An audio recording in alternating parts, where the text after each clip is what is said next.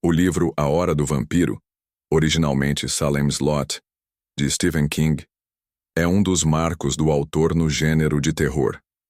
Publicado em 1975, a história se passa na pequena cidade fictícia de Jerusalem's Lot, ou simplesmente Salem's Lot, localizada no Maine. O enredo segue Ben Mears, um escritor que retorna à cidade onde passou parte de sua infância para escrever sobre a misteriosa mansão Marsden, um lugar assombrado por seu passado. Ao chegar, ele descobre que um novo morador, Kurt Barlow, se mudou para a cidade e que eventos estranhos começam a acontecer. Os habitantes começam a desaparecer ou a se transformar em vampiros. O filme exibido na HBO Max é dirigido por Gary Dauberman e busca resgatar a atmosfera sombria e aterradora do romance original, transportando o espectador para a pequena cidade de Jerusalem's Lot, onde o terror emerge lentamente, com o mal encarnado em vampiros.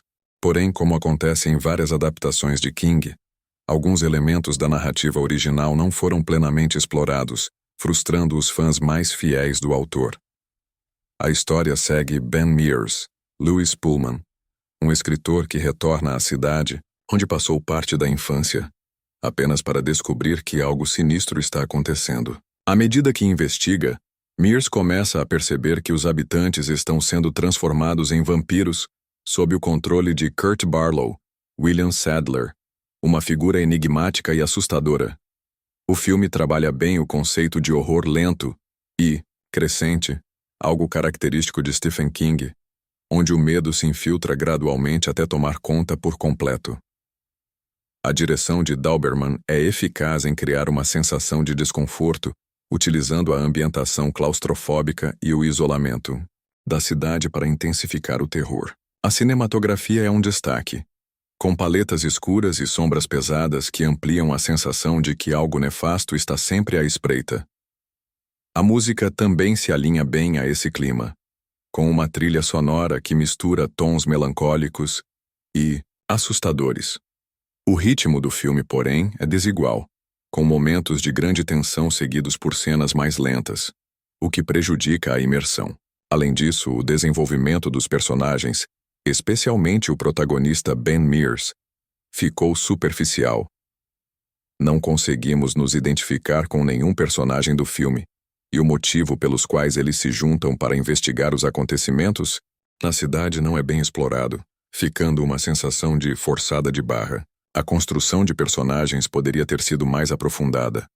No livro, King dedica bastante tempo ao desenvolvimento dos habitantes de Salem's Lot, criando uma teia de relações que aumenta o impacto das transformações em vampiros. No filme, essa complexidade emocional se perde um pouco, deixando os personagens secundários menos envolventes e sem personalidade. As críticas negativas apontam para o fato de que o filme não inova no gênero e depender de clichês já estabelecidos em outras adaptações de terror. A recepção no Rotten Tomatoes reflete isso, com uma aprovação de 60% e uma nota média de 5,710, indicando que, apesar de algumas boas intenções, a execução pode decepcionar aqueles que esperavam uma abordagem mais original e impactante. Profundidade dos personagens. Uma das maiores diferenças entre o livro e o filme está na construção dos personagens, que no filme é bastante superficial. Enquanto no livro Stephen King dedica tempo para aprofundar-se nos habitantes de Salem's Lot, desenvolvendo uma rede complexa de histórias e relações pessoais que amplificam o impacto emocional dos eventos sobrenaturais, o filme apresenta uma abordagem mais rasa. Na adaptação, o desenvolvimento dos personagens é limitado, com pouca explicação sobre suas motivações ou a razão de estarem envolvidos na trama, o que enfraquece o vínculo emocional do público com a história. O livro constrói o terror de forma lenta e gradual, enfatizando a claustrofobia e o medo psicológico dos moradores de Salem's Lot. No filme, há uma tentativa de capturar essa atmosfera, mas, segundo alguns críticos, o ritmo às vezes se torna inconsistente, com momentos de tensão seguidos de longas pausas que quebram o clima. No livro, o tema da fé é central, especialmente na figura do Padre Callahan, cuja crise espiritual tem grande destaque. No filme, essa trama não é tão explorada, o que enfraquece a complexidade moral de alguns personagens. Embora a trama principal seja semelhante, o filme simplifica muitos elementos do livro. No romance, a cidade e sua decadência são praticamente personagens por si só, com diversos arcos que envolvem o cotidiano dos habitantes. No filme, por questões de tempo, várias subtramas foram cortadas, deixando a sensação de simplicidade exagerada na história. No livro, Kurt Barlow é um vampiro altamente inteligente e manipulador, que muitas vezes prefere agir nos bastidores além de seu servo. Já na adaptação, ele aparece mais como uma figura grotesca e monstruosa, quase uma fera apenas com instintos, uma escolha que desagradou aqueles que esperavam um vilão mais cerebral. Essas diferenças refletem o desafio de adaptar a rica e densa narrativa de Stephen King para um formato mais compacto, onde muitos elementos sutis acabam se perdendo, e fica a frustração de mais um filme, como já havia acontecido com A Torre Negra, de uma obra adaptada de Stephen King ser tão fraco e sem capturar a essência da história original. Vamos ter que aguardar pela próxima tentativa. Hora do Vampiro, remake do clássico inspirado pela obra de Stephen King, é um daqueles projetos que passou por alguns entreveros para ver a luz do dia. Ele ficou, junto com o live action de Batgirl e um híbrido de animação com live action dos Looney Tunes, entre os produtos com os quais a Warner demorou para decidir o que fazer após a mais recente troca de administração. No caso destes dois últimos, o engavetamento foi a decisão. Já para o terror estrelado por Lewis Pullman, a escolha foi lançar no serviço de streaming do grupo, a Max. O longa, dirigido por Gary Dauberman, que trabalhou com James Wan no Universo Invocação do Mal como roteirista e diretor de Annabelle. O início segue à risca a trama do longa original de Tobe Hooper. Um escritor volta à cidade natal e começa a acompanhar uma série de desaparecimentos, mortes e uma estranha doença assolando o povoado. Entre esta trama e as paralelas, que focam em crianças da escola local e padres e vizinhos comuns, a jornada fica em volta de uma casa que aparentemente guarda uma criatura maligna.